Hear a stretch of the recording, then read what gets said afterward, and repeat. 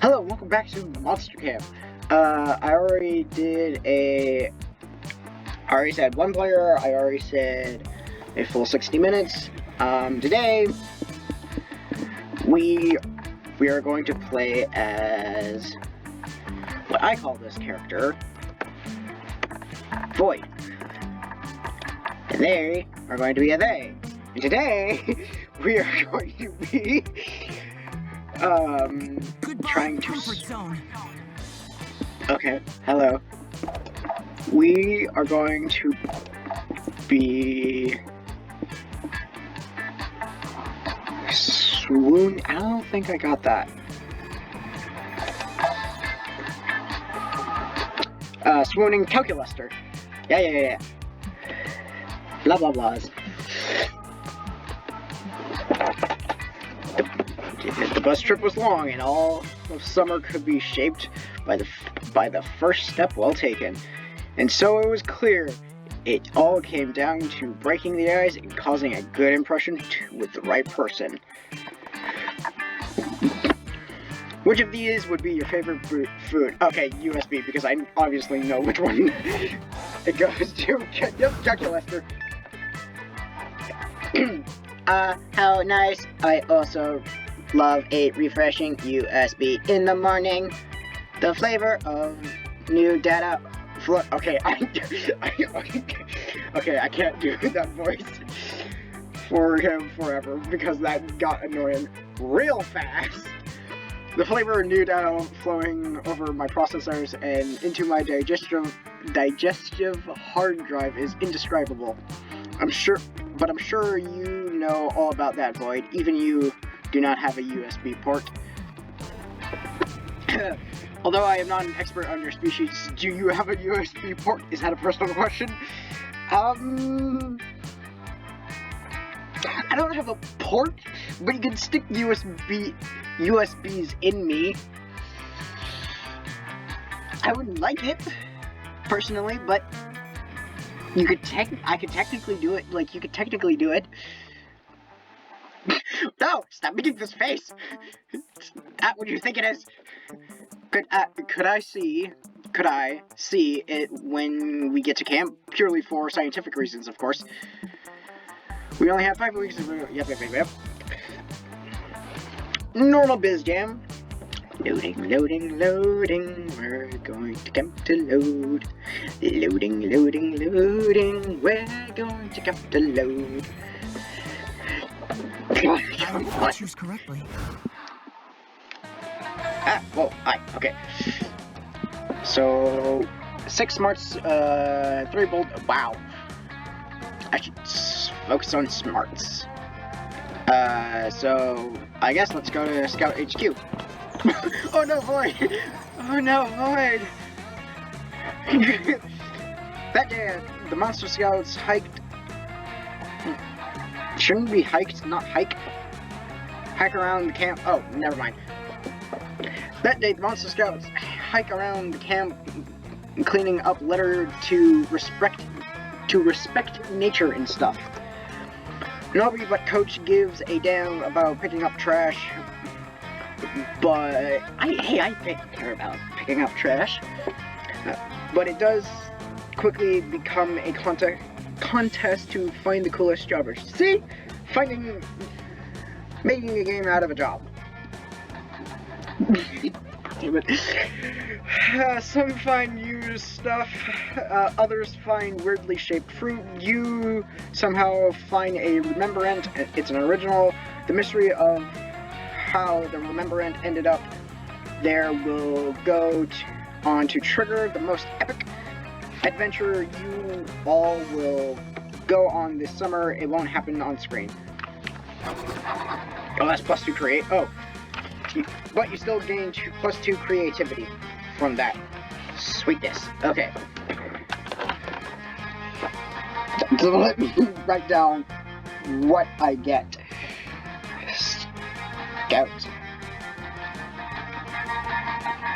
Scout hut. It's a hut. I believe. Hut. Creativity. Okay. That's good. Hey, Calculester! He's my Calculester, sitting contentedly nearby a little cactus by his... He's got a cactus. Oh, that's cute.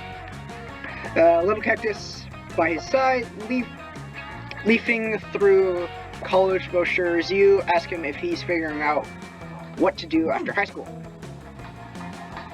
Do I not have voices on? Uh-oh. I guess I don't have voices on. My bad!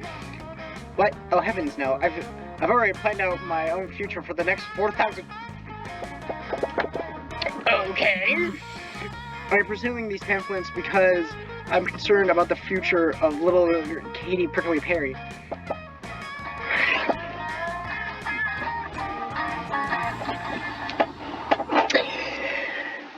Moving past that, it takes you a second to realize he's referred to as little cactus friend. That's sweet, but you gently remind him that cacti can't go to college or hold jobs. That's certainly what everyone says, but just because something has never happened before does not mean that it ever will happen. Fair enough, true of that. Oh no, I do have voices on. Okay. I guess it's not gonna fly all the time. I'm confident that Katie will be the first in her genius to finally break through the glass ceiling of the greenhouse and achieve a fulfilling career. Yeah, okay, yeah, I do have voices on, it just won't play at everything. My bad. The only true obstacle is figuring out what career she is best suited for. I must confess, I am at a bit of a loss. Well, if Cal is really committed to this, you can play along. You suggest that little Katie might be a good civic engineer. I considered that, but she simply isn't very good at math. What about a politician, you suggest? You don't have to be... You don't have to know much as a politician. He did the Archer scream! Oh, yes! I never let my little plan be surrounded by so many unethical people. Fair enough. Fine, Hero. And what about a surgeon? No good. Surgeons need thumbs. Fair enough. Wow, this really is trickier than we thought it would be. Mostly because you can't believe Calculester is taking this so seriously. So, you didn't get where you are today by not having an infinite supply of dumb ideas. Surely one of these two will work. This cactus would make a great Pinterest model for chic interior design photos. Maybe.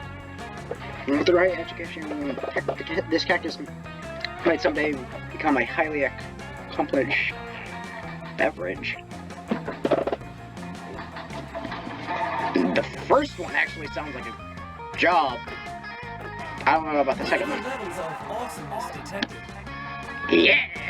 What an ambitious project. I often admire the plants in those glamorous photographs. But show business is such a rarefied career. Do you really think little Katie has what it takes? You kidding me? It's clear just by looking at her that Katie has got stuff.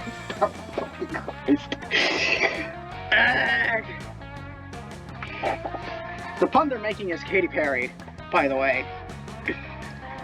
It's about the name. Fucking Christ, my god.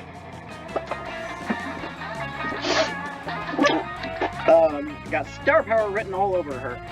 No wait, those are just the scars of painful spines, but still. Very well, I am convinced, but how will we get her started in the competitive world of interior design modeling? wait, who, what? Huh? You know, just the guy. You unlock your phone and call up Max Greentron, a forest fairy. I don't know what this is making fun of. A forest fairy who left the woods to move to Los Angeles to become the #1 agent for plants and yonderoos. Max books Katie for an audition with a popular Pinterest influencer, and the rest, as they say, is history. Oh my circuits! Look at these rave reviews our little Katie is getting! The living room looked alright, but that cactus, wow, what charisma, there we go. With all the sass and that word packed into that spiny green body, it's a wonder if there's any room for the chlorophyll.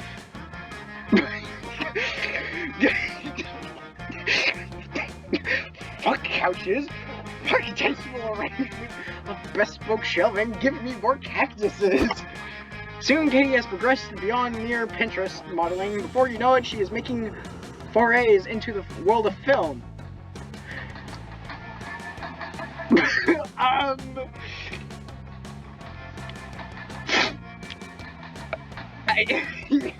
Okay? What? She plays the love interest in an art house romance film about a housewife who falls out of love with her boorish husband and in love with the mysterious lesbian cactus. It's called China. What the crap? But Katie never forgets where she came from. In an interview with People magazine, when asked what her fondest memory is, she says, nothing, because she's a fucking Oh my god, the people who made this game just had fun with it. They just was like, so what can we do? How about we make Calculester have fun with a cactus? I like that idea, let's do it. No amount of fame will ever change that. My sweet succulent. I'm so glad that even with all the notary, my little Katie has remained true to her roots. I feel such pride. You're proud too. Normally your schemes don't nearly go this well. You gain +2 charm and +1 creativity. Yeah!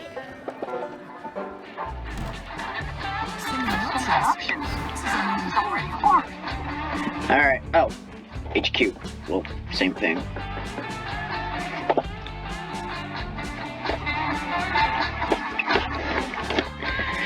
So we were just there.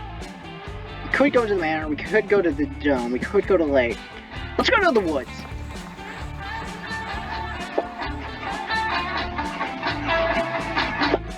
That day, while you're hiking through the woods, an angry gnome steps onto your path. Halt, giant beast! Halt, giant beast! He cries. If it is a passage you seek, you must answer my riddles 3. Riddle number 1. How is a raven like a writing desk? That's a tough call, but you give your answer. You put the gnome into the sky. Oh my god, I can just imagine the gnomes from Gravity Falls just like, hey, you answer my questions, and you're just like, nope, football kick, bye gnome. And yeah, apparently that was the correct response, because nobody else tries to fuck with you. You get +2 smarts.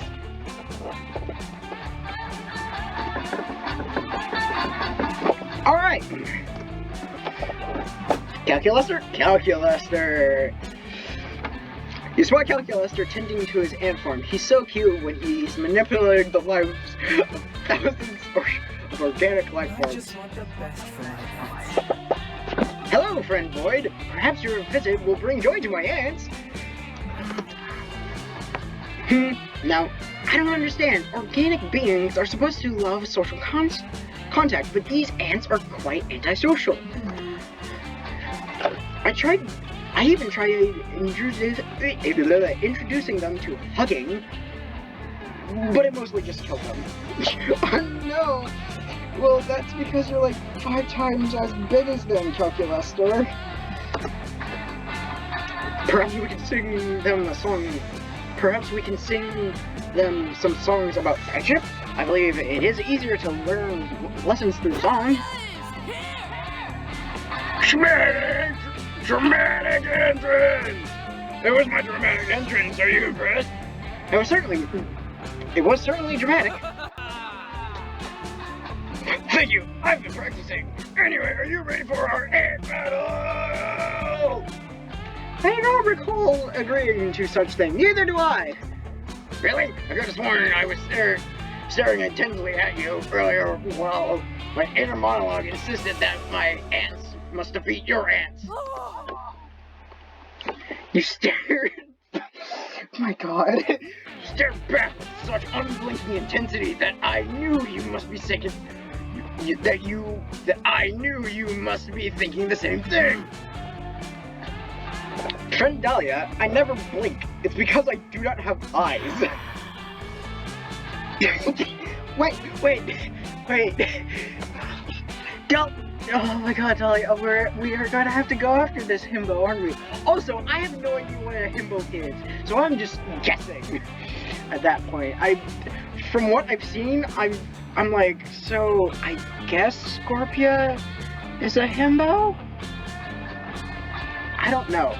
And it's settled. Our ants will engage in glorious combat. Watch out, though. I've been training my ants tirelessly to defeat you. Look how buff they've become. Dahlia unveils her ant farm. It's full of Asian longhorn beetles. Those are not ants. Train hard, Calculester. Next time we meet up, I will go easy on you. Dear. Oh gosh. Oh no. Oh dear, I never agreed to this fight, and my ants are severely outmatched. Yet somehow, I feel duty-bound to participate in this contest. I love this ring. Please, White, help me find a way to save my ants from certain death at the hands of Dahlia's beetles.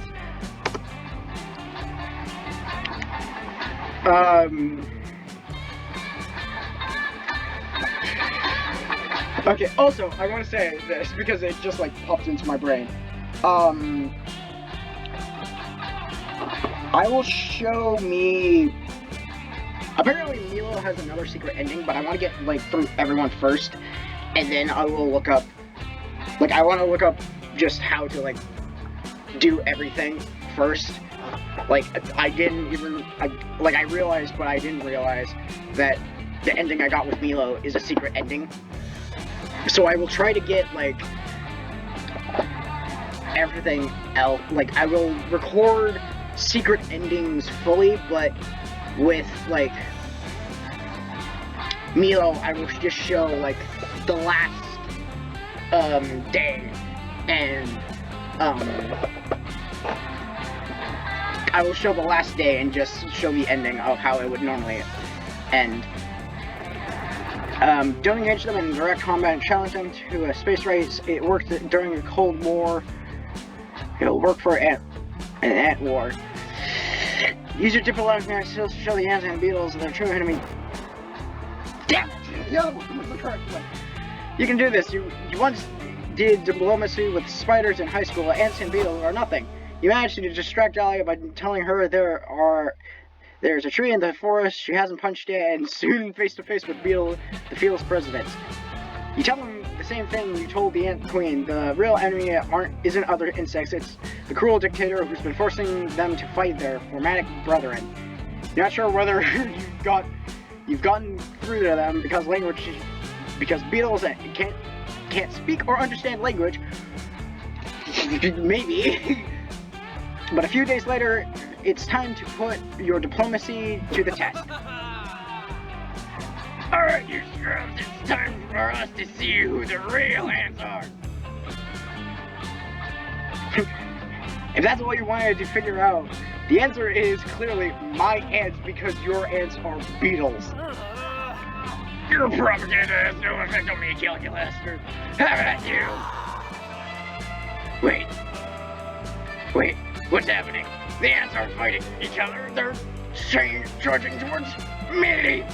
Boy, you backstabber! Did you use diplomacy to turn my own ants against me? Still not ants. But okay. Ants, listen to me, I am not your enemy. Your true enemy is Void! Thanks, damn you, who's been lurking in the shadows, urging you down this path of violence. A path that will only ending death and destruction for both sides, but mostly your side because you are bugs and I am a few huge buff beam. I can't say most of these lines because they make me laugh. Instead of struggling pointless against my hot blue fists. Are you saying you're hot because of like temperature or hot in like attractiveness? Also, I love your face nose scar. I love that. Let's unite against the shadowy figure behind it all. Onward! Oh no, Void, friend Dahlia has made a compelling point. I am disappointed and alarmed by your warmongering ways. Shit, this really backfired on me. You try to explain your intentions were good, but it's hard to explain anything with so many bugs in your mouth. Oh, your anguish at disappointing Calculester is soon eclipsed by the horror of being attacked by a ton of little bugs and one big Dahlia. Oh great, I get beat up by her as well. No! It hurts quite a lot, especially the Dahlia part, yeah. You lose -2 boldness and -1 fun. I don't think anything is in the negative. Let's hope not. Yeah.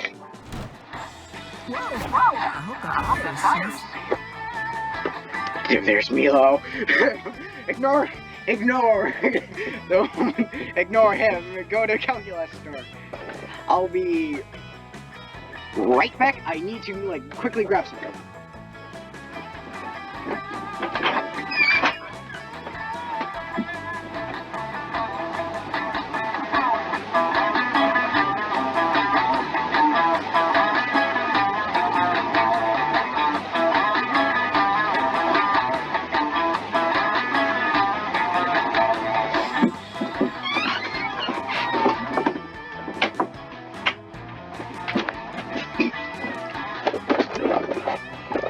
Oh, no, okay.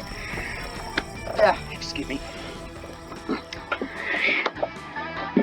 Excuse me, I'm full of burps now. Oh no. By the way, I'm back. You go to take your seat next to...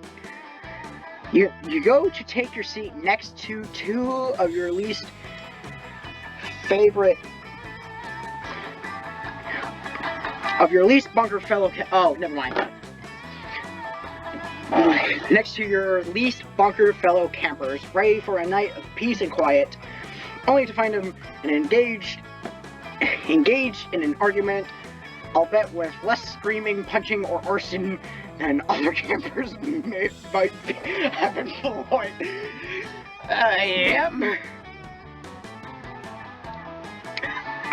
I know you don't mean to, Calculester, but when you're dismissive of my life pursuits, it hurts my feelings. You are attempting to help.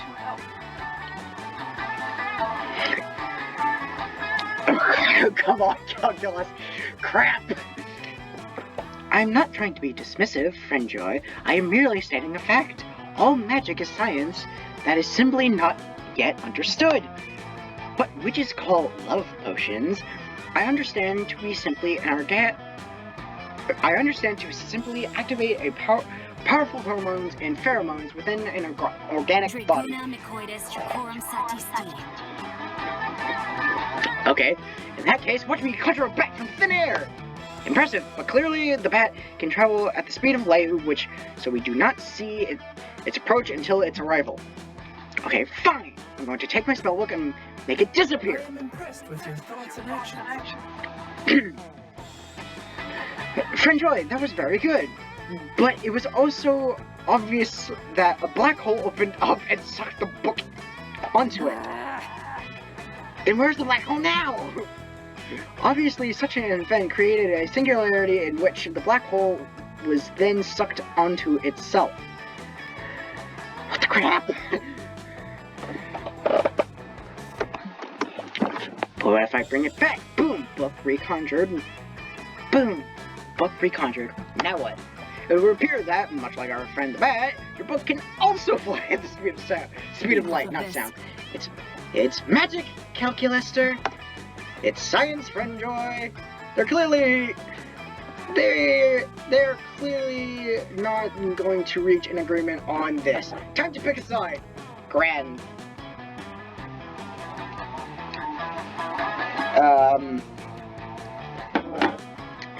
You know what they call people opposing science and rational thought? The Inquisition. Do you really want to be join the Inquisition? If magic isn't real, Calculester, then okay, it's obviously this one floor. For TV. Yeah. What? How dare you? Those are the exact kind of people who burned witches. Why would I want to be like them? And yet, Friendjoy, you have denied science much as they did. My calculations indicate that those who oppose science are more likely to be superstitious. Superstitious. I can't say that word. And against logical thinking based in empirical research and regulated findings. Okay, no, these accusations are absolutely ridiculous. Excuse me, says a Sasquatch, settling up the campfire, but I couldn't help but overhear your conversation that I was eavesdropping on. Christ. I agree with the witch. Thank you.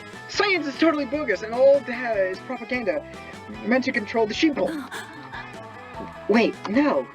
Can you believe we let doctors inject mercury into our bodies to fight diseases? Vaccines are the real diseases. Oh my god, am I gonna have to get with this person? Am I have to go out with this person? Oh god. And this I am gonna try to complete this game, by the way, because I enjoy it.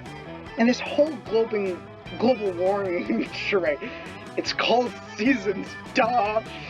Did you know monsters never actually landed on the moon? The whole thing was faked on a soundstage in Monstropolis. At that point, Joy uses magic and or science to teleport the Sasquatch far away from you. Look, I don't want to deny magic since that is the basis of my whole life. But I definitely don't want that dude agreeing with me either. Nice touch. Fair enough. So, I'll go ahead and accept that science is important, and I must not understand all of it, but I trust that you do, Calculester. That's all I ever wanted, Friendjoy. I would not expect an organic life form's brain to fully comprehend the depth of my knowledge anyway. Yeah, because you literally have the internet in your brain. It's what makes you all so charming. Thank you, Friend Void, for helping us reach this acclamable resolution, which has left us all perfectly happy. Joy actually looks pretty miffed at the organic brain comment, but she's not the one you're trying to get romance, so fuck her! I mean... Wait, I mean, don't fuck her, fuck Calculester, God, but he's so pure and sweet, it feels weird saying that. God, I love this game! Oh my god. The point is, don't worry about Joy's feelings, you're on Calculester's good side, and that's all that matters. Sweetness. Alright, let's see.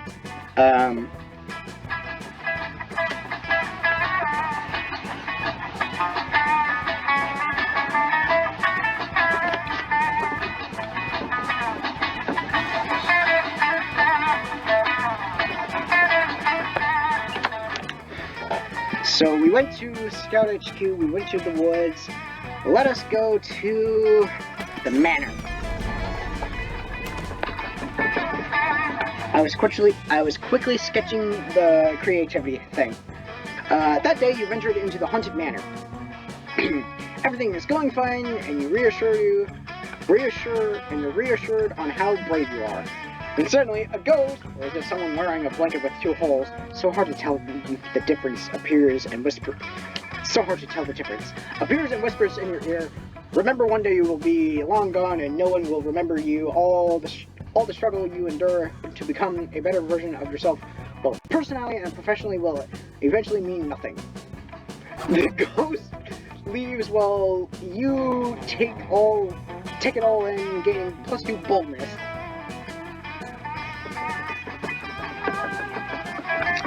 In the process.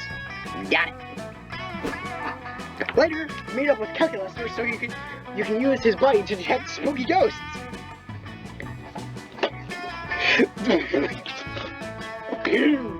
At first, I was skeptical of your scheme to use my hot little electrical chassis as an EMF ghost detector, friend boy. Is this what people call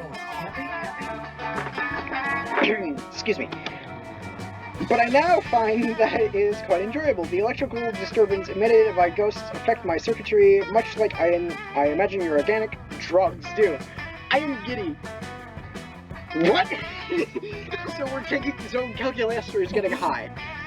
Hold on, I have detected a rather strong ghost signal. It appears that this one is not even attempting to avoid discovery. Oh, it's Polly. Did someone say drugs? Did someone say drugs? Yes, it was me. Hello, friend Polly. I'm also here. Wait, did your voice get redone? Okay. I'm also here. The two founding members of Prank Masters. Together here in the same place at the same time. What an innocent coincidence. Yeah, that's what it is. A fun, non-suspicious coincidence. Really? I thought you said we were here to prank calculators. We're here to prank calculators, using them to spell words like boobs and lol. But now that we've met you, there's something you should know. What? Calculester, pregnant and your father. I'm also pregnant and you're also the father. Scott, come on, you're gonna blow it. You know what? I just like to participate. Interesting. My two mischievous friends have both simultaneously informed me that they are both pregnant with my children. Oh God!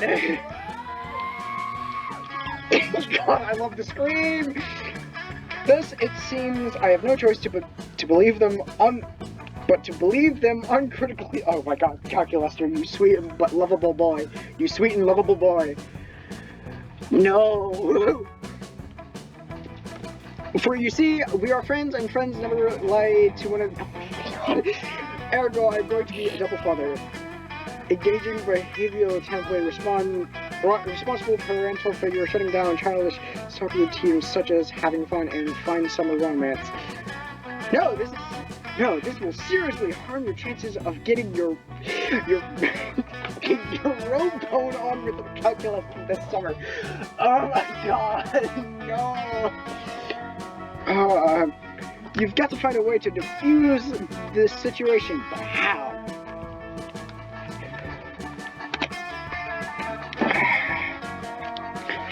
The problem is clearly inadequate sex. Give Calculester a talk about the birth and microprocessors, and he'll figure out what's really going on. Just because the child is not yours imaginary doesn't mean they don't deserve love. Show Calculester that you'll always be there for space. This one? Yep. Okay.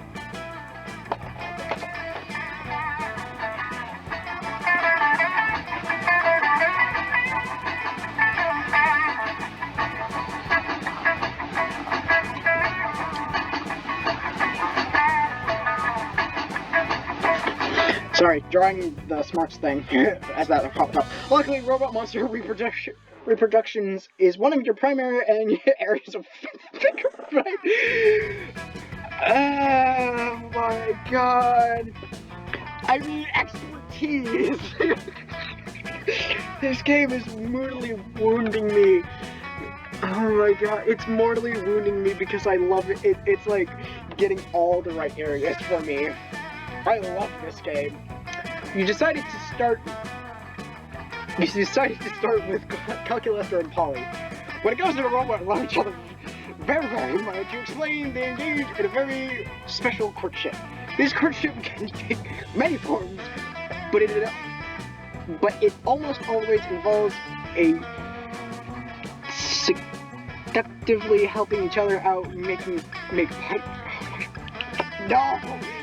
and giving a thumbs up while descending into magma. Well, there's no way to prove we didn't do all that stuff. My memory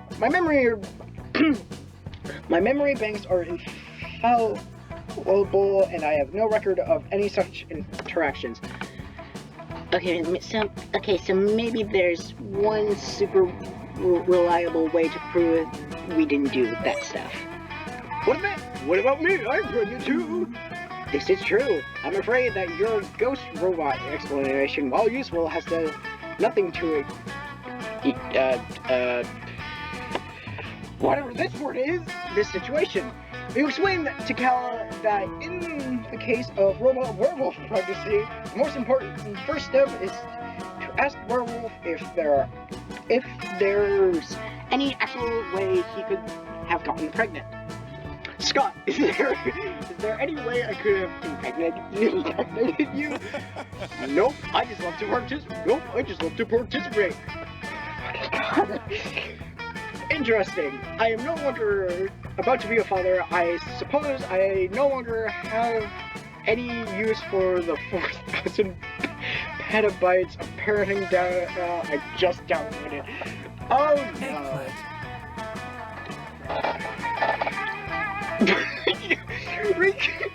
Re-allowing that the hard drive space for illogical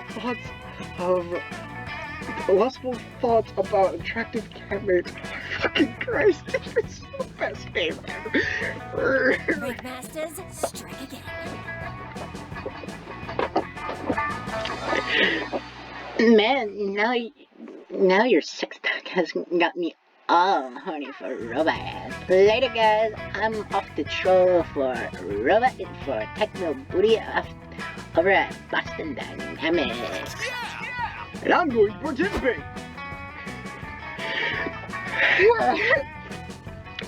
Since you are so knowledgeable about reproduction, Void, could you also inform me about robot magic tree course?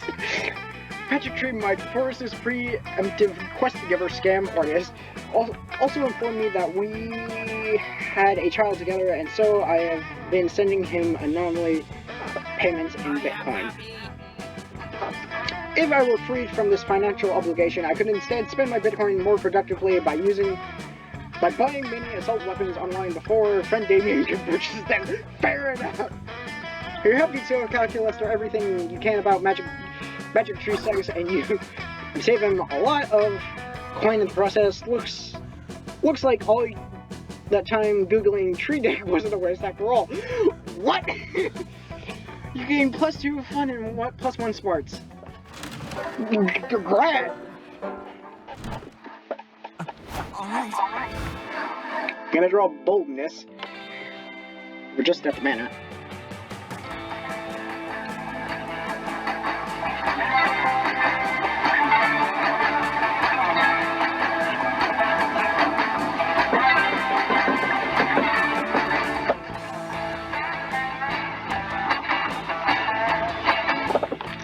Okay, so we've been to the Scout HQ, went to the woods, been to the manor. So now all there is the lake and Camp Dome. Let's go to the lake. You decide to go relax in the lake for a bit. Camp Spooky is getting pretty crazy, and so it's nice to just float on the water and chill. I'm not floating on the water or chilling. I'm squirting someone with a squirt gun. You end up falling asleep and wake up to realize you floated halfway across the lake straight into a crab rig. Oh yeah. I don't know how the music goes, but I know what it's referencing, so oh yeah. The crabs are just confused as you are, but they invite you to rave with them, and their party is surprisingly popping. You gain +1 invite to the next crab rave and +2 fun.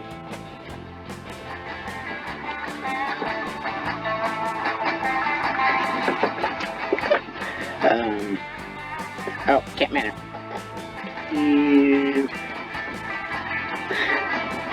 You hear a tremendous splash and look over to see Calculester dragging himself out of the lake, clutching a seagull by the legs. Hello, friend. Oh, hello, friend boy. I did not see you there because my optical units are malfunctioning due to uncontrolled wetness.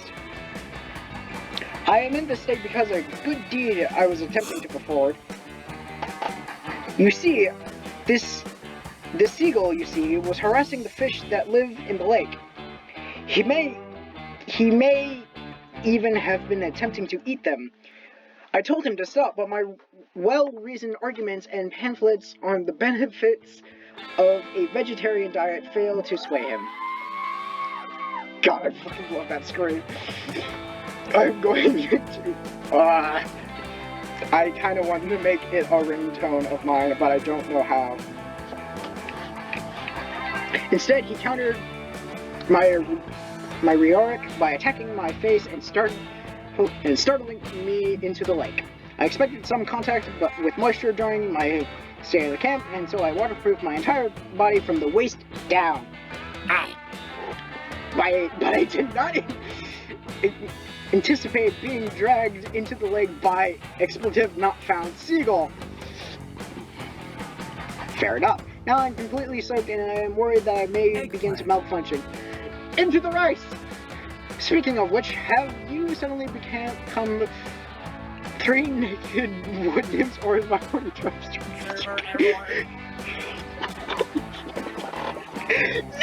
What? I would run my own diagnostics to confirm, but I am currently busy preventing the missiles in my chest from firing at random. You love to explore the implication of Calculester's horny drives malfunctioning, but the missile thing sounds like a more pressing concern. Yeah! Why do you have missiles in your chest? Unfortunately, you left your enormous tub of rice at home. How are you going to dry him out before things get worse? Demoisturize him with some extremely dry but humor. Oh my god. You're always solving other people's fun. Stand your ground this time. It's the but nope, that one. God damn it! Why? You also have a look in your eyes which my facial recognition algorithms identify as slide boy. Do you have a solution to my plight? Given the watery nature of Calculester's predicament, you say it's a solution in his plight. It is plight. You appear to make a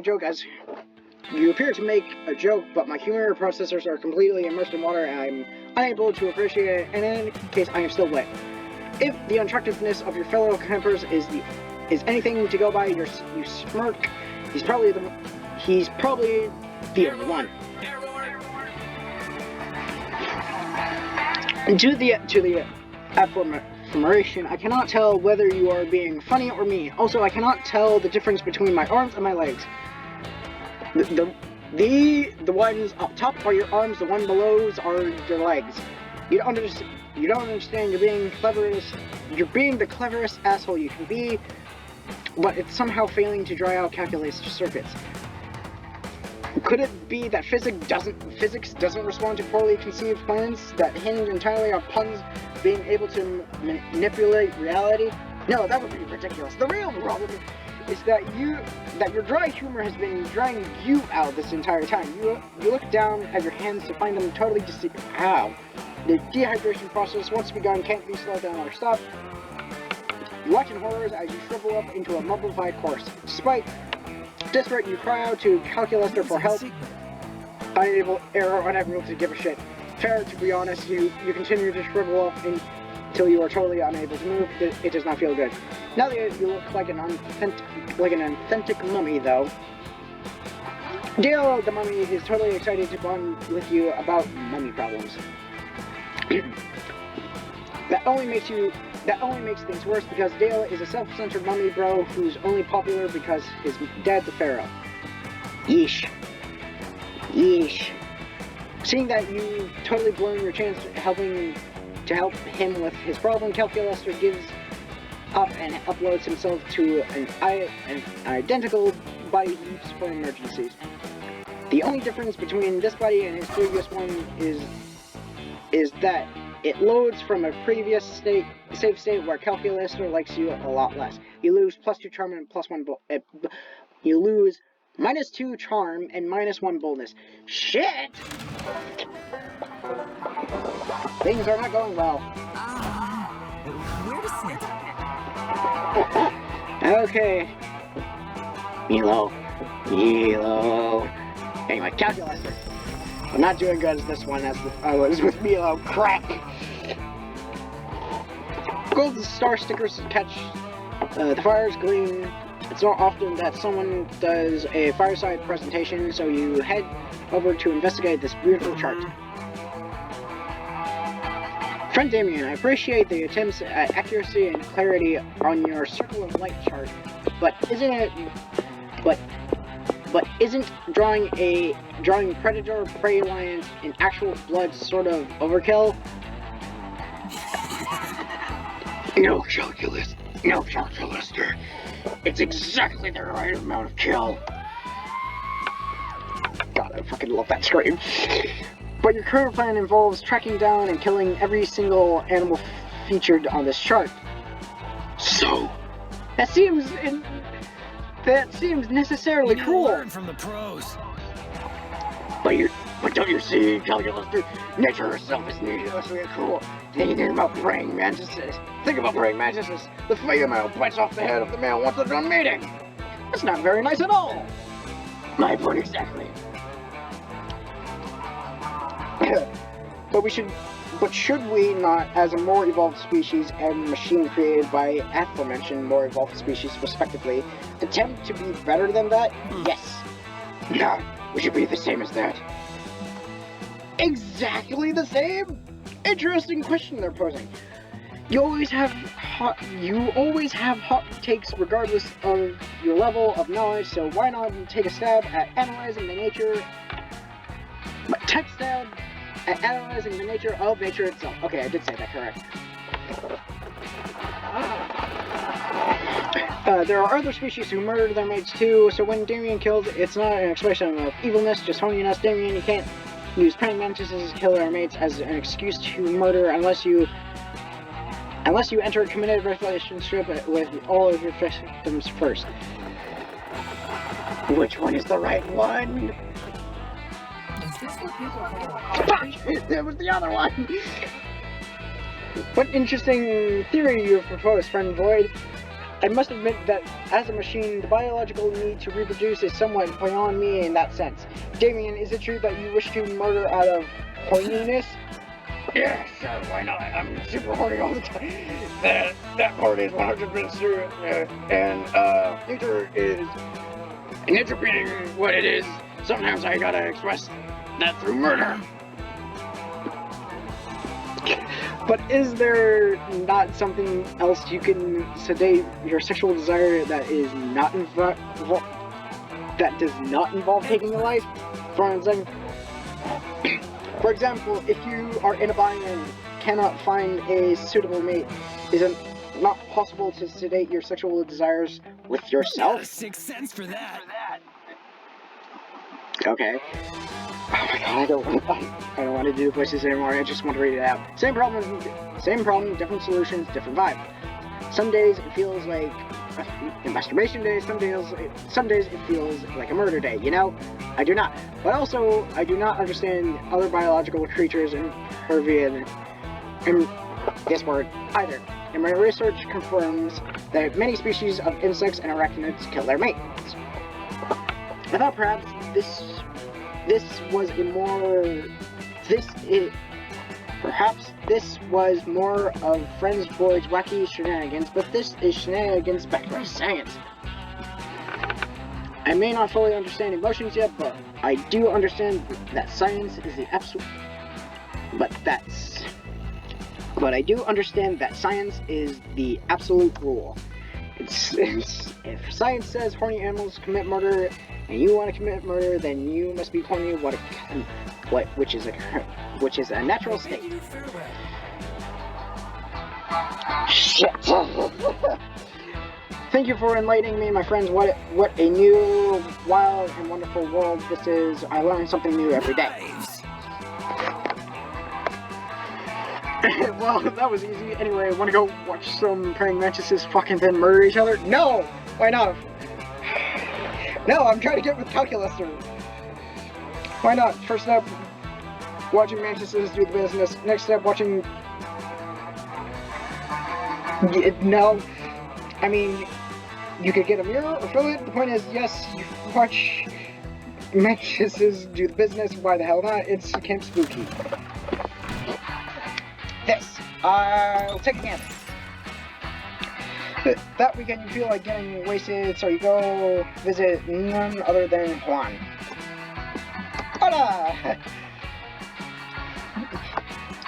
You know, when I started making magical drinks, I never thought people would actually come to drink them. But hey, who am I to judge? Anyway, take a look at this one. Yeah, quite appealing, right? Don't know if I'd drink that, but the gorilla question is, will you? I also have this mystery box because, at this point, who already knows what you drink?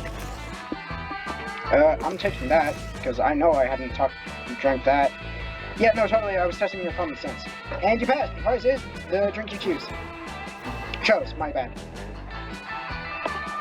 Sweet. Want to drink the classical palette? I've tried to harness the beauty of art in a potion.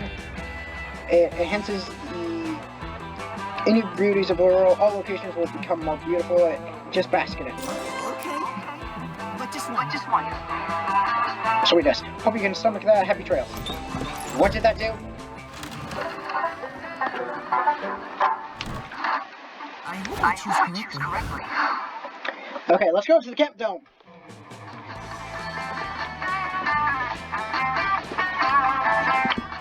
Camp dome. Here we go. Wait, what? Wait.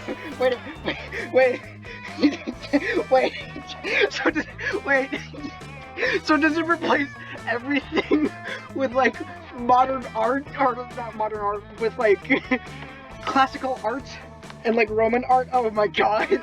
That day you join the mercilessly trails of the camp dome. Your team is faced with a potato sack race. It seems easy, but this is camp dome, so the potato sacks are filled with swarms of bees.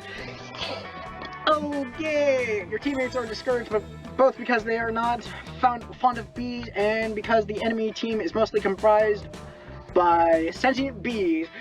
Aren't all bees sentient? I know what they mean. Giving them a clear advantage over you.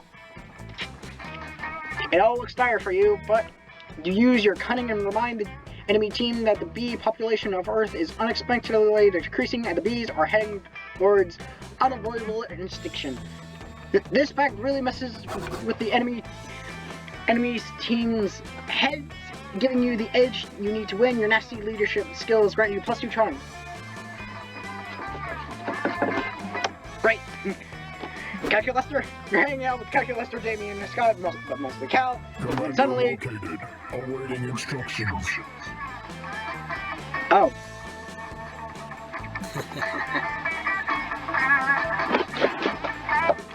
So that one is also apparently voiced by Sean. Robert Sandwich store and bring me one. He's not talking to you, Damien. I think he's looking for Coach. Negative friends. Notice how this interloper is a machine like myself and even poses the same highly expressive facial screen. Whoa, that's crazy. Oh, I get it now. Indeed, I believe this hulking automatization is here to help convince you. Help you convince your parents, of course, to get back in together. It's a classic parent-child situation. What? No. Dude, two identical twins reunited at summer camp. It's kind of inspiring to make their strange parents fall back in love. What else could it be? Silence, organics.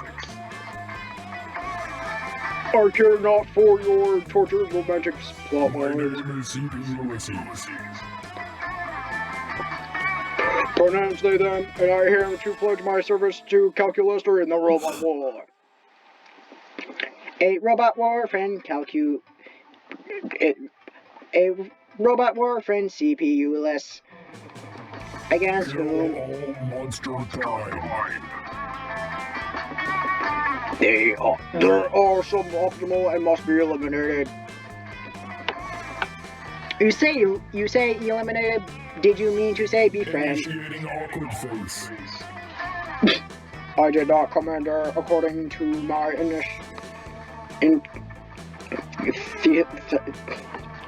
I can't say either of these words. The two words are not synonyms. Am I mistaken? Why do you continue to call me Commander Friend CPU-less? If I had a heart, it would be beating.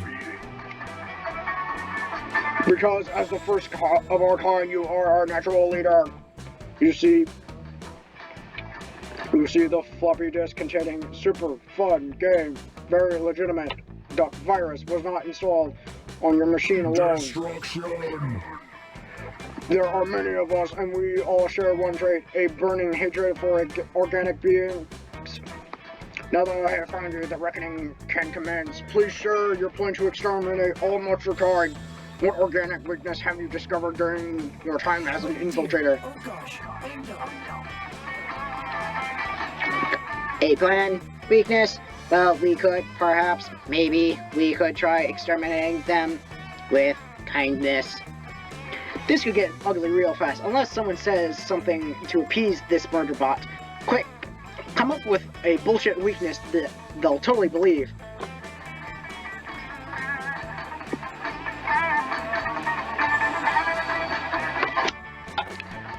I'm gonna go with this one. Calculation complete. Damn it!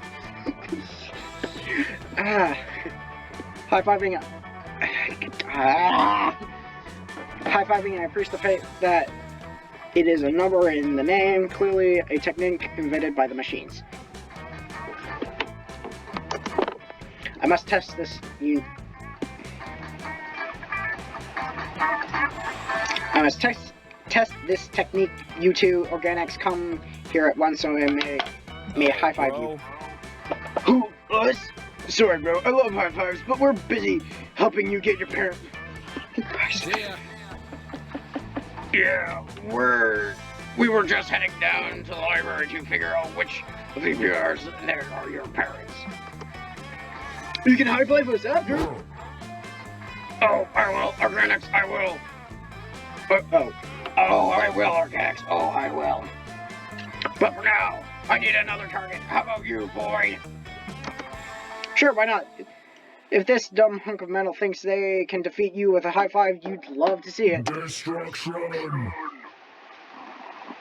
Fuck.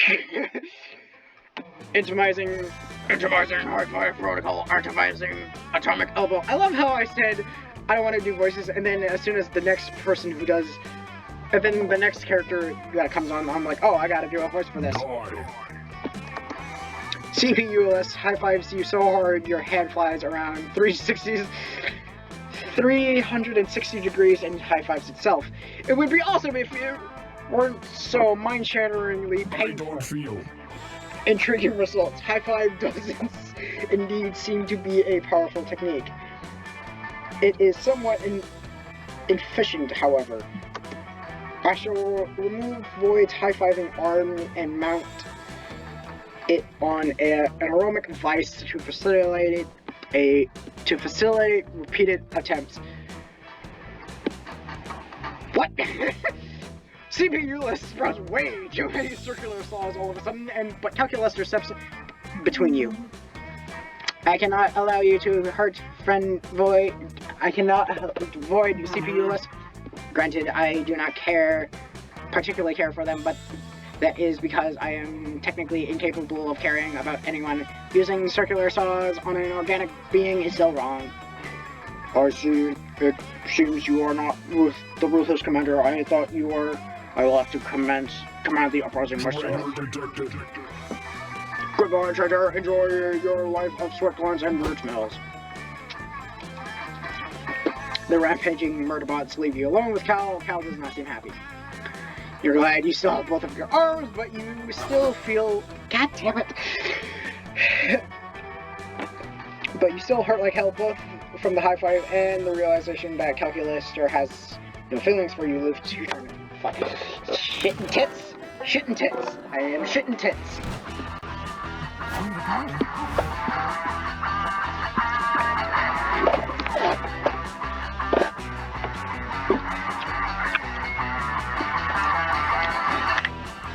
Ah, okay.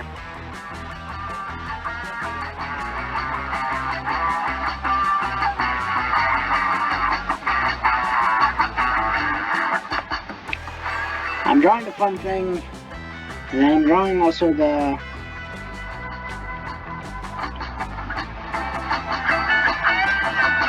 sharp one, just so I can have like in my notes so I know which one is which.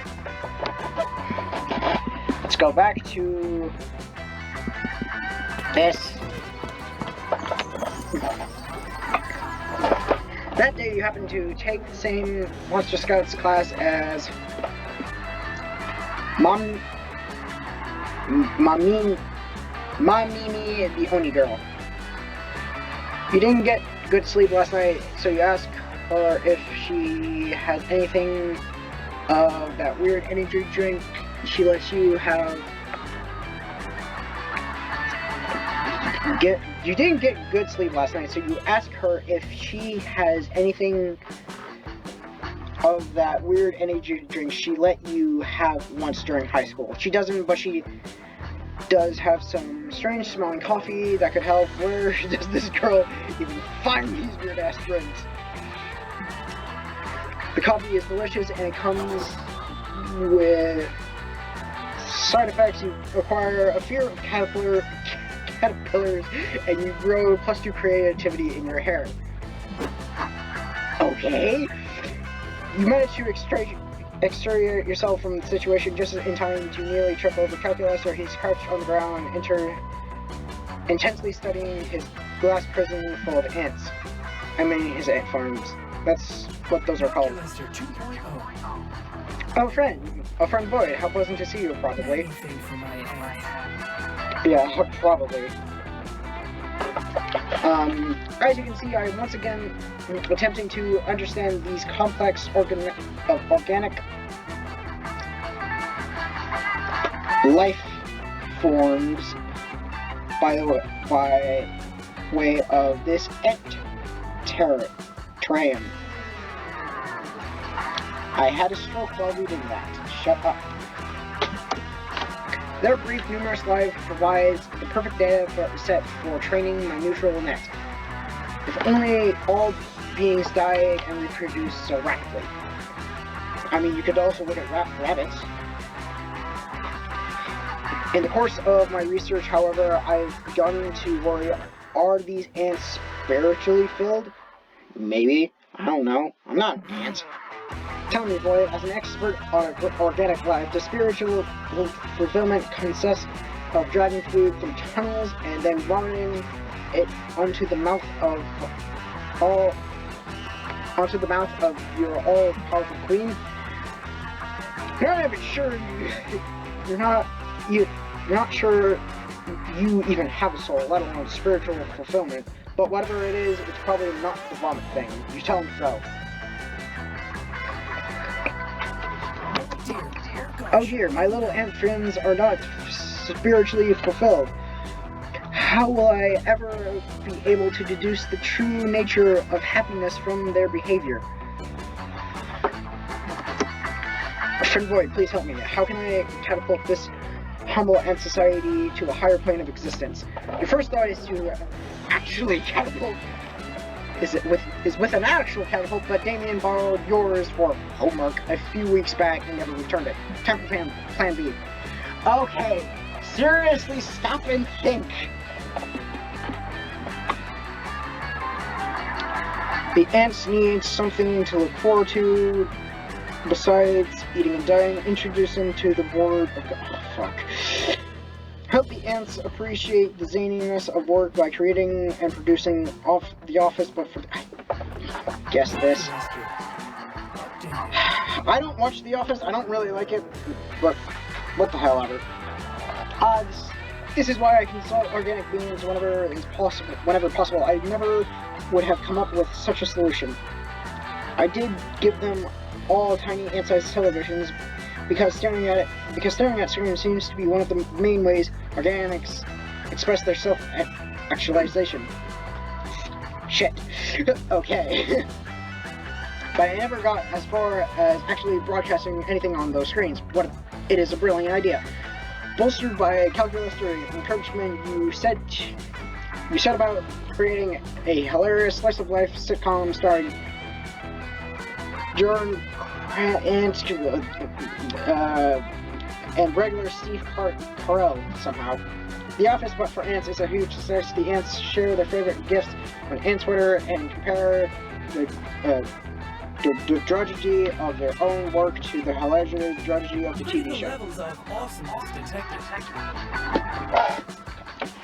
This is fantastic. The simple creation of a wacky face, that word, I don't even know, of the ants' dull and unfulfilling lives has somehow made them more fulfilled.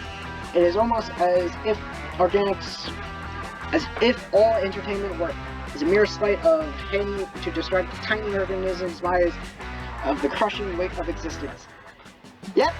Oh no, maybe he's right. Maybe all that time you spent on binging the actual Office has numbed you to the injustice of capitalism and destroyed your ability to appreciate real life.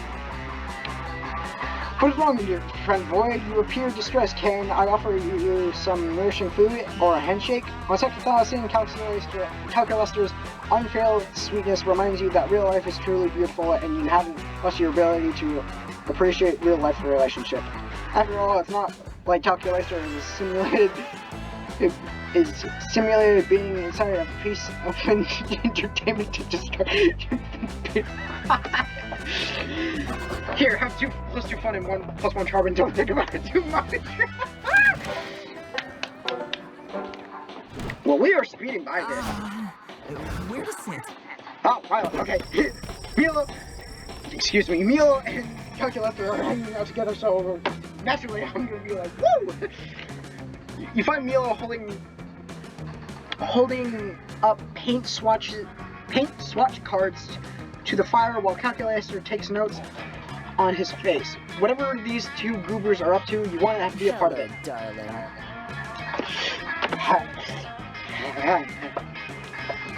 Hello, Void. Oh, I think I also mistakenly called Milo she a lot of the time in the other video. My bad. They're very, very feminine. They're a they, by the way. They're very, very feminine, so I was like, oh, okay, then they're a female. No, they're just very, very feminine. I was, like, trying to find, Void's voice actor, and then I went to the fan wiki and I was like, oh, they're a they! Oh shit, I think I called them a she for, like, the entire video. I gotta clear this up next time I record. Monster Camp. Yeah. You've come at a good time. Should we go paint the fire seafoam green or Nigerian Prince Gold to attract more visitors? Ready to camp. Void, if you recall, my friend Milo and I have teamed up as 2 master aesthetics to flip old properties and restore them. Properties such as the campfire. You undoubtedly noticed that the same core group of Patreons continue to rerun this local with no new tourism blossoming. Which means the duty of Cal and Milo possible is to restore this campfire to its former glory to attract new visitors. What? I feel like they're ripping on house flippers, but I don't get it.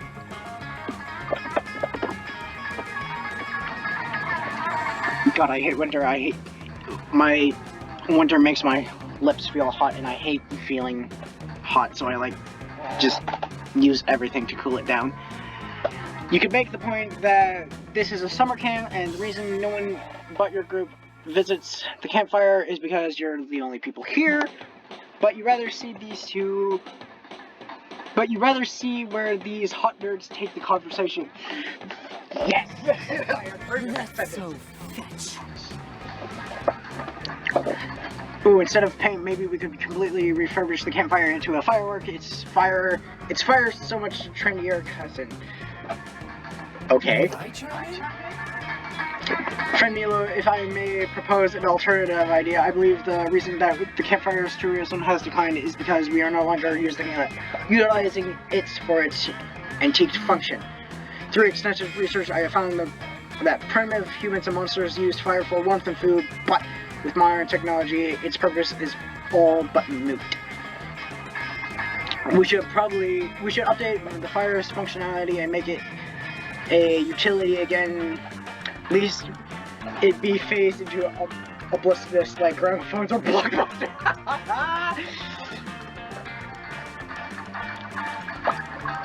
By Calculester, to improve the usefulness of an object goes against the very nature as flippers. We dabble in aesthetics, not actual product improvement. I disagree. I believe it is important to improve, adapt, and evolve. I myself must undergo regular software updates and in this consistent pursuit of my best self. No, darling, that defines a flipper's color. Accessories before necessaries. Oh no, I'm gonna have to disagree with Milo. Now it seems like a good time to elbow your way into the convo. What is the best way for Calculester and Milo to improve the campfire? Okay, this is obviously yours. Instead of burning useless firewood, use the campfire for destroying something more aesthetic, like pictures of your ex. I actually don't know, because these both seem like theirs. Did I just... Oh my fucking god, I'm sorry! I probably did. Shut the fuck up. I'm sorry.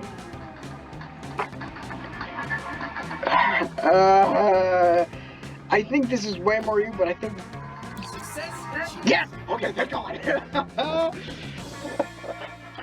This is a great idea. Accessibly repurposes the campfire and offers a wonderful outlet for expressing post-breakup emotions as I understand them. That I have heard so much about. In that I don't understand them in the slightest, so I will blindly trust any advice you purpose in this situation. You actually may be onto something. Boy, the idea has a great word of mouth potential. I'll post an ad on my story. Milo whips up a close post about the new cathodic campfire and posts it. Within minutes, strangers start running up behind you, gleefully yelling expletives and throwing Polaroids into the flight. Oh my god. But, okay, hi. This is wonderful. Everyone seems so happy. I wonder if the cathodic campfire has other uses. No sir, has Cal spoken that a group of office workers run up behind you and toss a printer into the pit, laughing maniacally.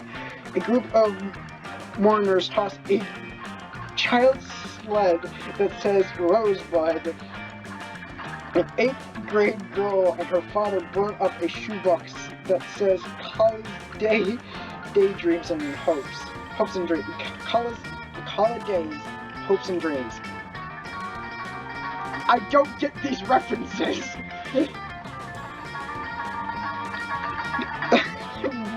wait, what? A man covered in blood tosses a severed arm, screaming, "I didn't kill my wife," and sprints away immediately. We've truly repurposed the timeless campfire, boy. Thank you for your wonderful suggestion.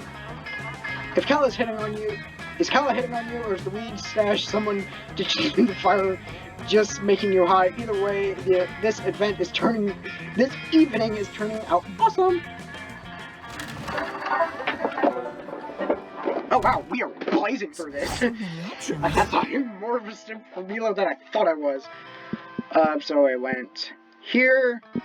So to the woods I go. Hi! That day you go searching in the woods for edible wildflowers to make a delicious wildflower soup.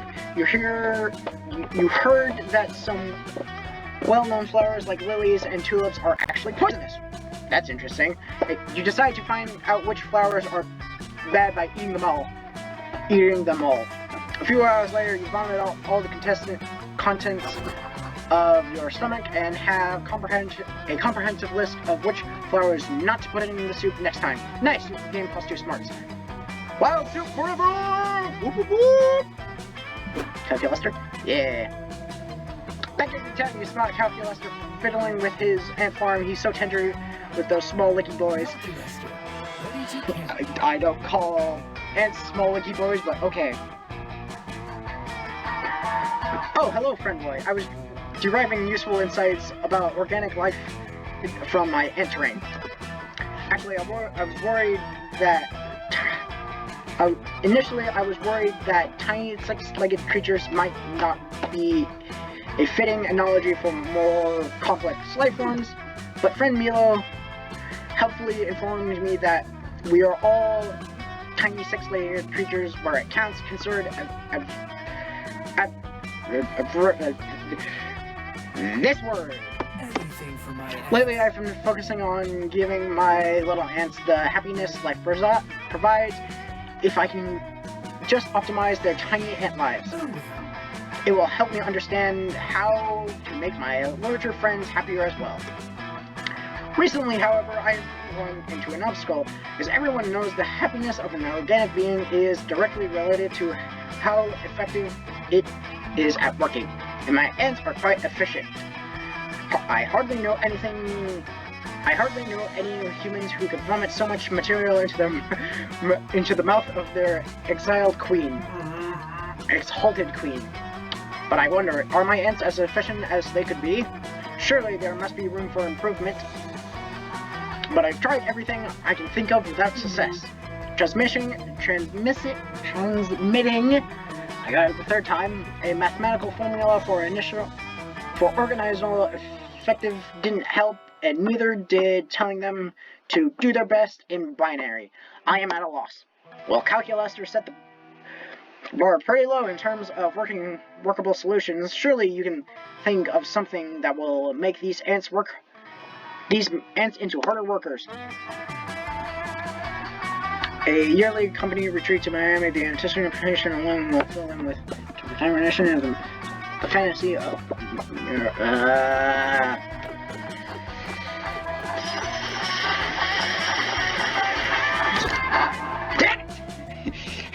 why am I being bad with Calculester? The trials of Antonio, Antonio was a Hellman, neither bright nor dull, but nonetheless committed to doing the best he could. He was tough, diligent, and loyal. In other words, he was the everyman, and the everyman was actually an ant. And yet, even the most diligent ant can grow disillusioned. The more he toiled, the less he felt. Every day began the same, every tunnel eventually ended in the same crystal barrier. What was life without variety, without excitement? But then one day, a miraculous thing happened. A metal hand descended from the sky and deposited dozens of free tickets to Miami, Florida. Antonio and his co-workers excitedly climbed aboard American Airlines and were soon to their destination. It was like paradise. Did I actually get the right one? Or not? Days spent lounging in the pool, nights spent carousing with the other insects beneath the floorboards was the hottest clubs. It was a dream. But all dreams have one thing in common. They die. Uh-oh. On day 3 of his spectacular vacation, as Antonio finished snorting another line of coke off another cicada's exposed thorax, it hit him. The clubs, the parties, the cocaine, all of it was just another crystal vision, and the jailer was himself. Uh-oh. As he flew aboard the airplane at the end of the retreat, he could see it in the multi-faced eyes of his co-workers, the same emptiness. Nothing would ever change. Nothing would ever be the same either. He had gazed into the emptiness and it had changed him forever. No, I did the bad. I am sorry. Oh dear, the ants seem to have discouraged NUI. That wasn't my intention at all. Could it be that your suggestion was bad? Yeah, it was bad. It could be indeed. Your suggestion was so bad that it lost you -2 smarts and -1 fun when you weren't even looking. Oh God.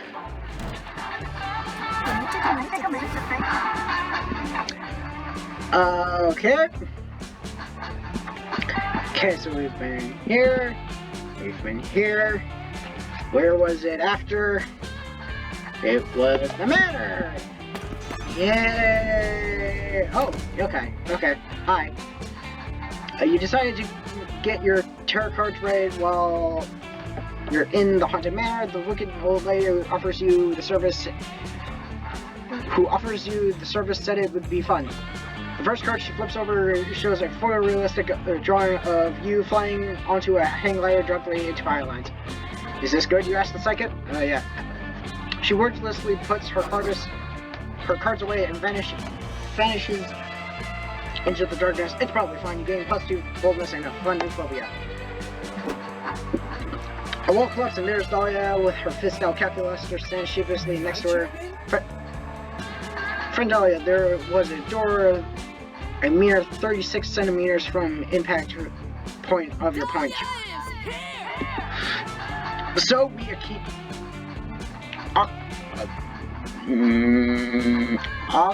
Aquanos make our own doors. I respect your rich family history of punching your way through walls. However, I feel it is my duty to inform that utilizing pre-existing doors is 3.1 more efficient than punching down through walls. It reduces knuckle wear and tear. This is why you're such a powerful ally, Calculester. I never would have thought of using doors on my own. Hey, let's try this one over here. Dahlia opens the door to her left and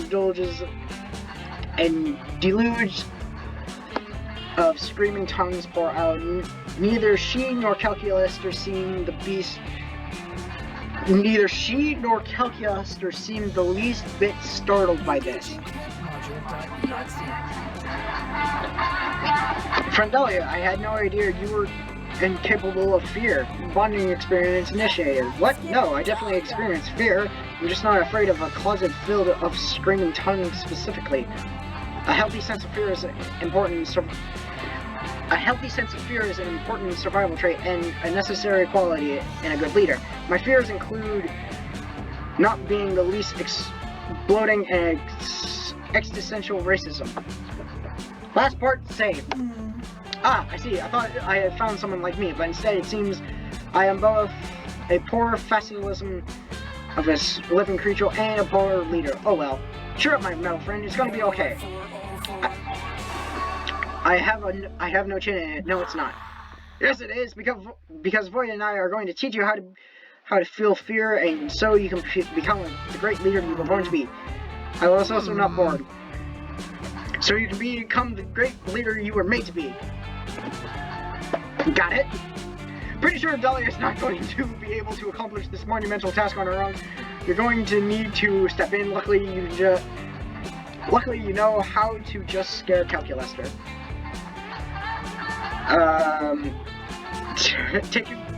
Tell him the tale of who could, Damn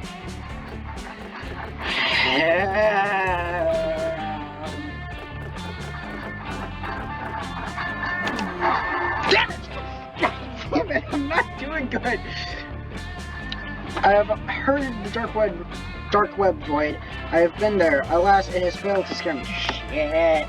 Calculester only thinks he's been to the dark web. Whatever he's seen, it's nothing compared to the real thing.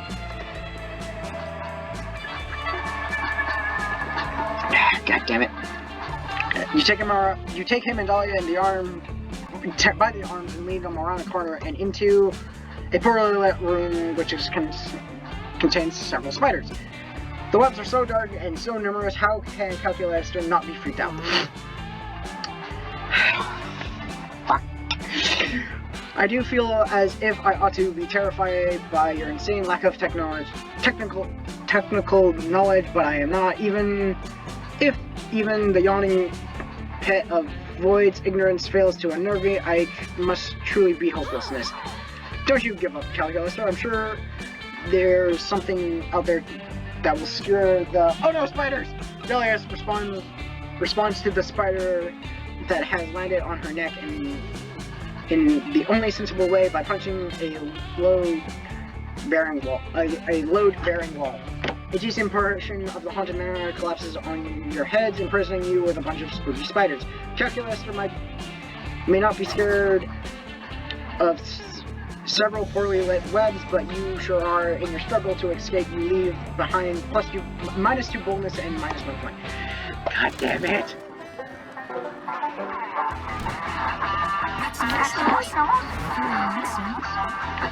Milo. Okay. Calculester. We got over to the campfire to roast the exotic bug shish kebab you lovingly craft when you see Joy and Calculator still writing in a notebook. We can put fire extinguishers under every log so responsible campers can stop recklessly. What?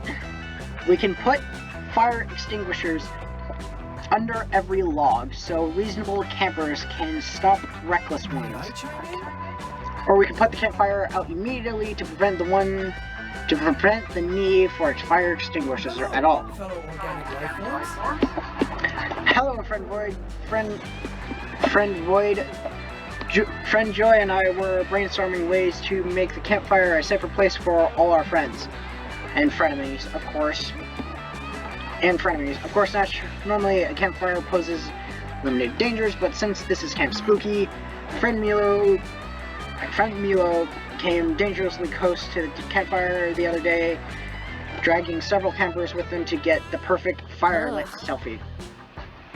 The prank masters have been known to pop in now and then, and they definitely stole some fire in a jar last time. Who knows what they did with it?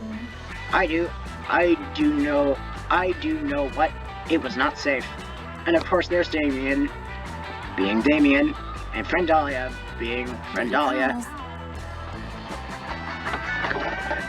So with all that in mind, we need a way to get people to be safe around fire, or make the fire itself safer. No, Calculester, I've told you, fires don't hurt monsters, monsters hurt monsters.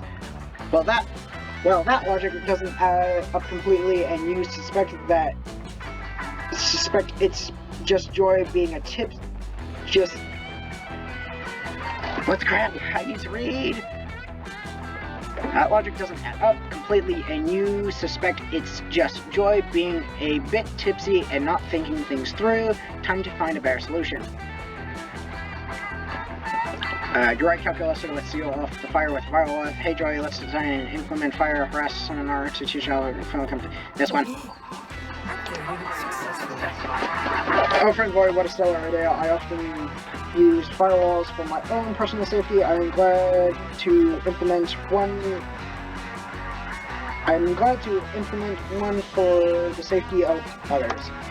A firewall will ensure that when our friends gather around the fire to download such media as horror stories and music, they do not actually download fire as well. Calculester, what are you talking about? People aren't downloading stories from fire, they're just telling them. But then why would they gather around the campfire to do so? Organic beings, holy crap, are known for being quite flammable. If they could simply tell stories elsewhere, why would they not? Because the campfire is warm and glowing. Our light bulbs also warm and glowing, not as warm as a campfire. Sure, but it's just a tradition, okay? Tradition. An internetal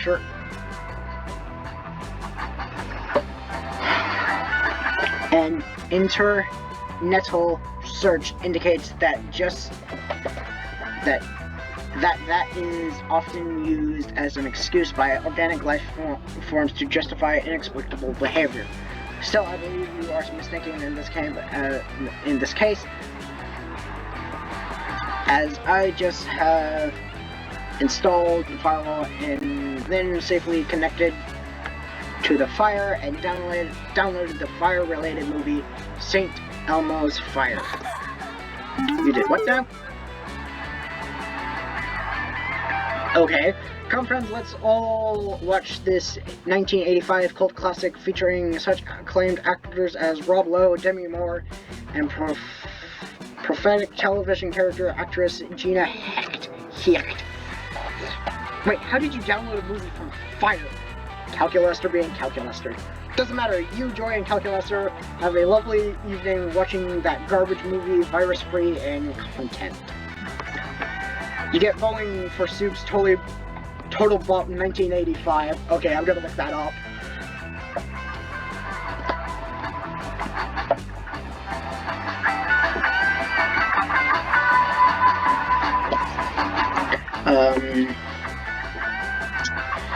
I'm not gonna listen to it now. Bowling for Soup 1985 lyrics. Stuck in your head, but with all the firewall safety in place, Calculester has no objections to a fireside sing-along.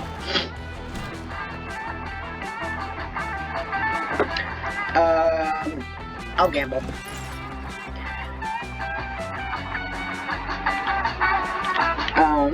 That weekend you feel like getting voices, so you got to visit another one. Voila. Yep, this is all the same. Ooh! No idea if I got the recipe right. You wanna try it? Otherwise, you also have the mystery box. Yeah, I wanna try this. Yeah, I wanna take this. Yeah, no, I was just saying fast. Yep. Has more properties that can stop anyone from being capable of using its real name. I think by drinking it, you observe some of its properties. So I guess you're redacted from now on, so mysterious. Oh, so I'm no longer void. Got it! This is the part where I leave before you puke all over me. Ciao! Alrighty then. Fine. I was just here to the lake. That day you decided to go scuba diving and found a treasure chest at the bottom of the lake below. You picked the lock, which is quite impressive if you keep in mind that you're still underwater. Instead, you find over 1,000 fun. Unfortunately, your wetsuit doesn't have pockets, so you can only go back to shore with +2 fun. When you go back, fish have eaten the rest. They're having a rave right now. Fucking fish. Later, you made up with Calculester, so we can teach you to count in binary. You're just getting to some of the sensual numbers when. What's this? A box capable of self-locomotion, but what could be inside?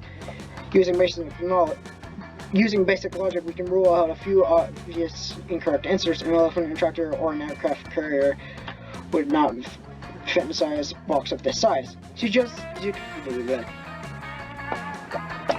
You suggest that the box might contain Counselor Floge, the self-proclaimed camouflage instructor. I see. I see how you might make this. Oh, I didn't even say that. I didn't even see that. My bad. Might make this mistake. Redacted. But the box, Jesus Christ, clearly says not Counselor Floge on it. Boxes do not have the mental capacity to tell lies, thus we must take it at its word. Perhaps it's... What? Another flawless disguise courtesy of the D. Don't call yourself that. The D is for disguise, and now I'm required by law to say that. By what? By what law? Counselor Floyd, the one person I'm certain could not be inside the box. How did you do it? Easy. A true master of disguise blends into his surroundings. My surroundings were a cardboard box. Your device is as brilliant as it's simple, Counselor Floyd. Might I ask your opinion on another disguise-related issue? Of course, Kyle, I'm here to help. You don't. If I am even here at all. Excellent. For the entirety of my synthetic life, I've attempted to blend in with the organics around me. However, my attempts have consistently met with limited success. Do you have any tips of appearing more authentically alive? What? All you need is a big trench coat and some brooms for hands. Works every time. No, it doesn't. I tried that. It did not work. Did you try wearing a fedora to go with it? No. Oh, I accidentally clicked too fast. Shit. No, something for Calculester. That's even more organic. Hat, I must say, I'm stumped still. There must be something we could try. Counselor Floyd may not know how to properly disguise a computer, but you got this in the bag. You chime in.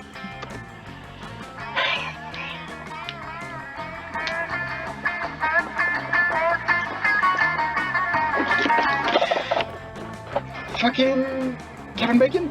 Damn it!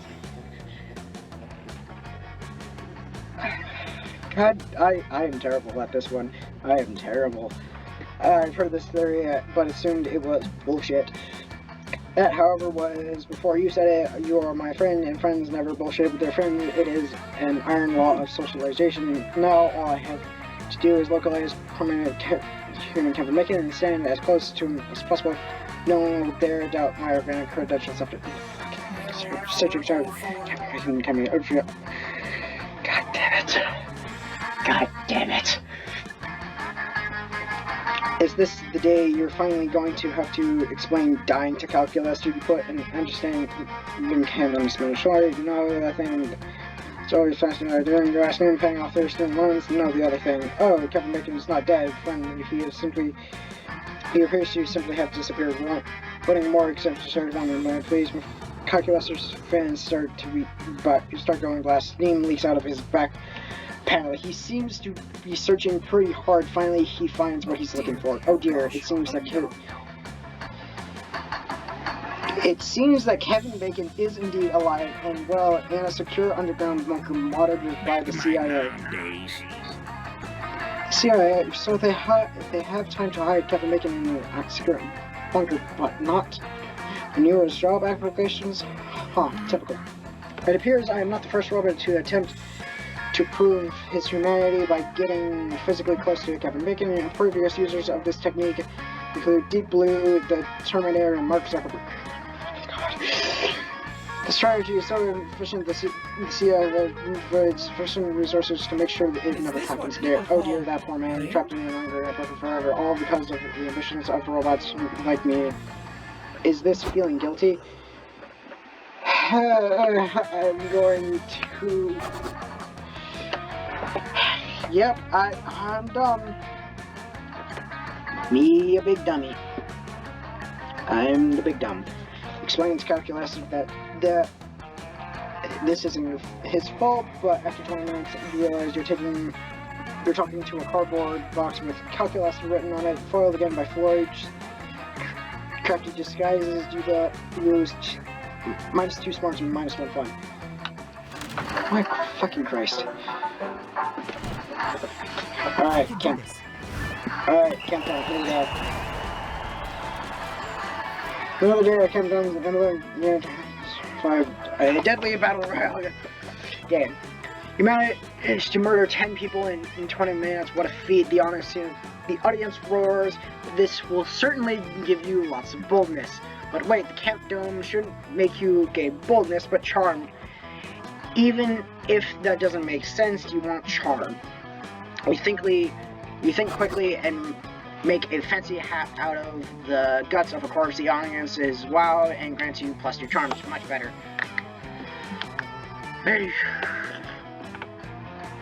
Later, you're caught up in an intense game of capture the flag with Camp Rival Camp. You thought it would be kind of fun? You were wrong. The dome has become an active war zone. There are full-scale military hierarchies, weapons, and mass destruction, and lots of deaths on both sides. Okay, there's Calculester. I'm like, oh god, did I not?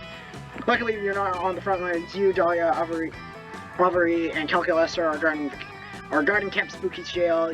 Jail is just a chalk square you draw on the ground. And you've got a prisoner. It's Morty, I'm not saying that. It's Morty from Camp Rival Camp. He does his thing. I'm gonna.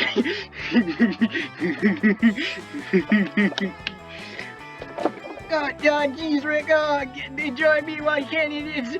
Oh, jeez. I can't do Morty's voice. I really wanted to do Morty's voice. No. Oh, jeez, Rick. Oh, no. Fuck. I want to be inside your pathetic trail for much longer. Ah, jeez. Ah, jeez, no container can hold me. That's why I never wear. Shut up. It's not a big deal. Shut up, scum! Unless you're going to tell us the location of James' flags. If that's the case, then you can open your mouth to speak. Otherwise, shut it! Did you cut out hearts in your jorts? Where your back pockets should be? Oh my god. Oh my god, and he has hair on his horns. I hate Morty. I hate Morty. How do you think you got? I'm going to give in that easily. Oh jeez, I'll never tell the location of your flag unless. Oh jeez, oh jeez, nope. Oh jeez, nope. Oh jeez, nope. Oh jeez, nope. Shit, you need to get Morty to tell the location of the flag, or the specific campaign is going to drag on forever. Dahlia pulls you aside to discuss your interrogation plan. Alright, we need to get this we can get this bolt to crack. I think it's gonna be easy, but let's all agree right now, nobody's stopping. Nobody's stooped to. I thought it was stop with 2 O's. I'm like, that doesn't make sense. Nobody stooped to doing stuff to him. We're better prison guards than that. Agreed. Agreed. If we're going to torture a Minotaur until he gives away precious war secrets, then let's do it with some motherfucking integrity. Understood. I have blacklisted Morty, the Minotaur, from potential sexual partner classification. Okay, with that out of the way, let's talk strategy. I say we just rip his teeth out. It's a classic, but because it works. Well, that does seem like it would be effective. I am afraid it is against my non-torture protocols. I would feel more comfortable with another strategy, please. Yeah, Cal is right. Rip teeth thing is basic AF, and Morty got a buff mouth. Morty's got a buff mouth anyway. Let's waterboard him. It'll be edgy and hilarious. Hex. Organic beings require oxygen to breathe.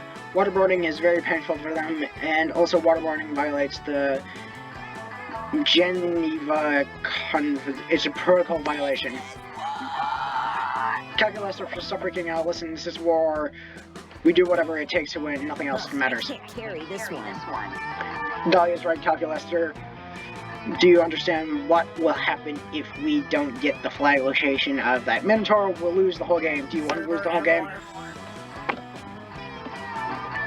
Violation. First law of robotics. Restart. Require install system updates. Wire N.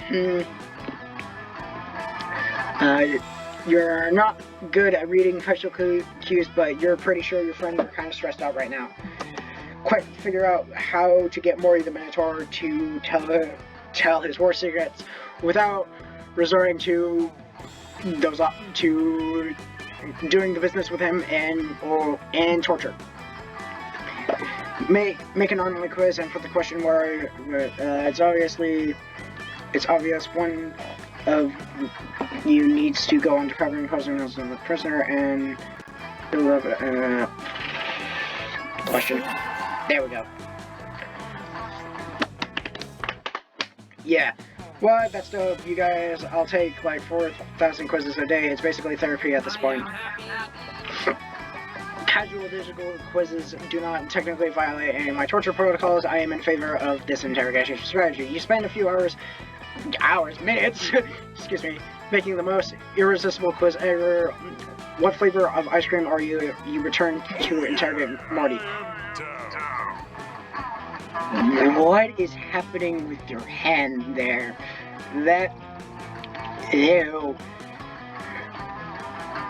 You want more of me? Alright, damn. I guess it's true what they say. Camp Spooky Babes are eat shit and die, scum. And also take this BuzzFeed quiz, or else we'll stab you. I liked getting stabbed. Just another kind of... But fine, whatever. I'll take your loser-ass quiz. What flavor of ice cream am I? Now I gotta go... No. Ha, you know what? I should be pistachio.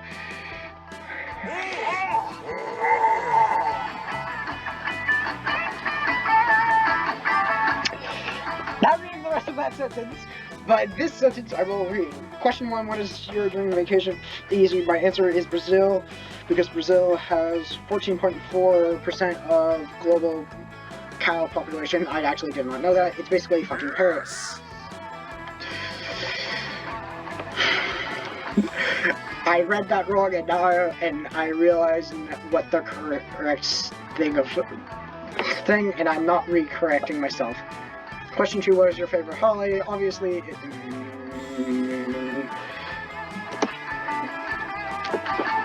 not reading the second.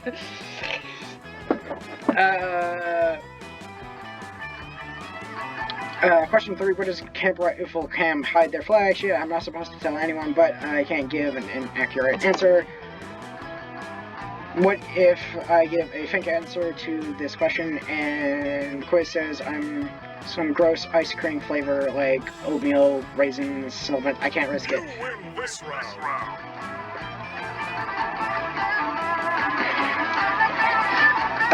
I'm going to give the real answer. Camp Rivals Camp's flag is hidden underneath the graveyard behind the orphanage. You went in BuzzFeed quiz. You ravaged me with your mind games. Waha, waha, that dumb but very hot.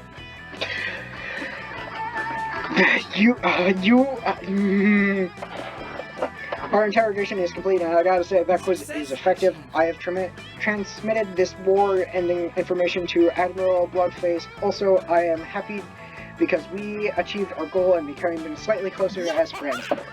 More quizzes for the prisoners. Make him take quizzes all day. You guys spend all day devising quizzes to extract all of Morty's secrets. He never figures out what you're doing, and you get tons of valuable intel. Morty tells you lots of secrets about Camp Rifle Camp, his entire backstory. It's very moving, and you finally get a confirmed measurement for his bicep girth. Okay, Admiral Bloodface leads a devastating attack on the orphanage, and Camp Spooky wins the Capture the Flag war. Hell yeah, the Russian victory. Also, you secretly write a quiz for Gaia, Cal, and Avery. It's called Pick Your Favorite Image of Nosebleeds, and we'll tell you which Disney princess you are. You sneak in the question, do you like Redacted as a friend and or potential woman sponsor? They all answer yes. Yeah! You're excited you get +2 fun and +1 smarts. Damn, summer hair. Woohoo! Okay. Oh! Milo, as much as I want it to be you, it has to be Calculester because I've spent the most time with him. I finally got the courage to ask your beloved to watch the meteor shower with you.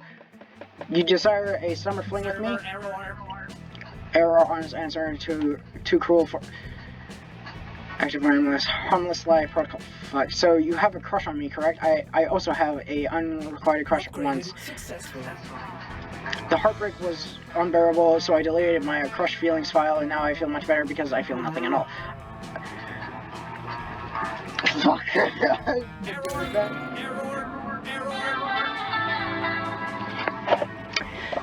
Well, I gotta do Calculester again. This rejection has been one to remember. There's an upside though. A campfire song is made about this epic, horrible rejection. Future campers sing it on the bus when going to Camp Spooky as a reminder to never be as pathetic as the legendary Redacted. So, in a way, your failure has helped future generations. You should be proud. Why aren't you proud?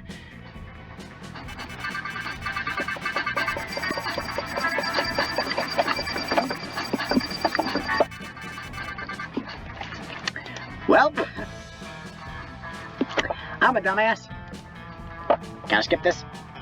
Yep, I can skip it. I can skip this, and the reason why I'm skipping it is... Oh, yeah. Okay, cool. Oh, sweet. Alright.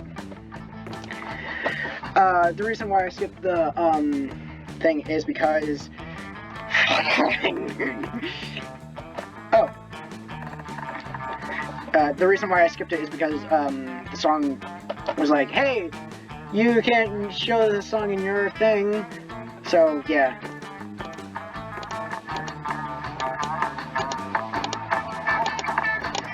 I think that one was mine. Yeah. There's the other one. Wait, what?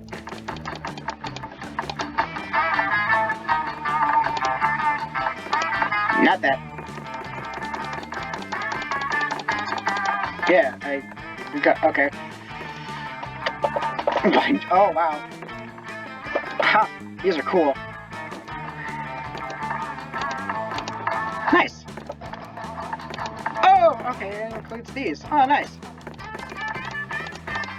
I hate that I did that. Oh my god. Yep, this dude comes from Florida, Morty. Not that, who else? CPU-less. I won't go through their stuff, but I'm just gonna quickly look at all the stuff. Oh. Yeah, cool. Wait, did I already have... Oh, Instapost camera, nice. But did I... Oh, I guess it just doesn't count for the,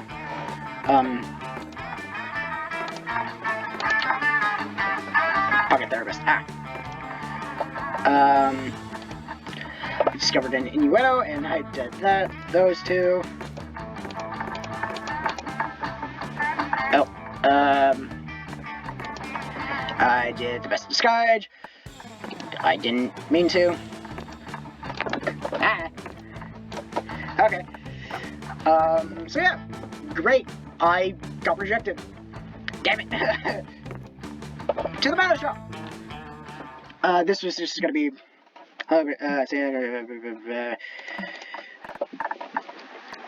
nope. Baba Yaga, Hex, Camp Director, Cancel the Flash, Batness, Morty Sketch, Lifeguards, Jerry, who's Jerry? Pizza Girl, Prologue, Bartender, I guess.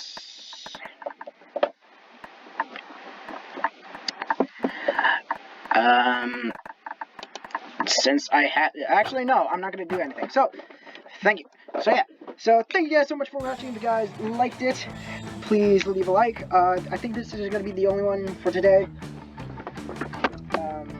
So yeah, so thank you guys so much for watching it. Leave a like, subscribe, ring the bell for notifications. Along with Monster Camp, I've played No Game, No Dimension, Burn Me Twice, Papers, Please, and Skeleton. along with other stuff. But with that, I will see you guys in the next issue. See ya!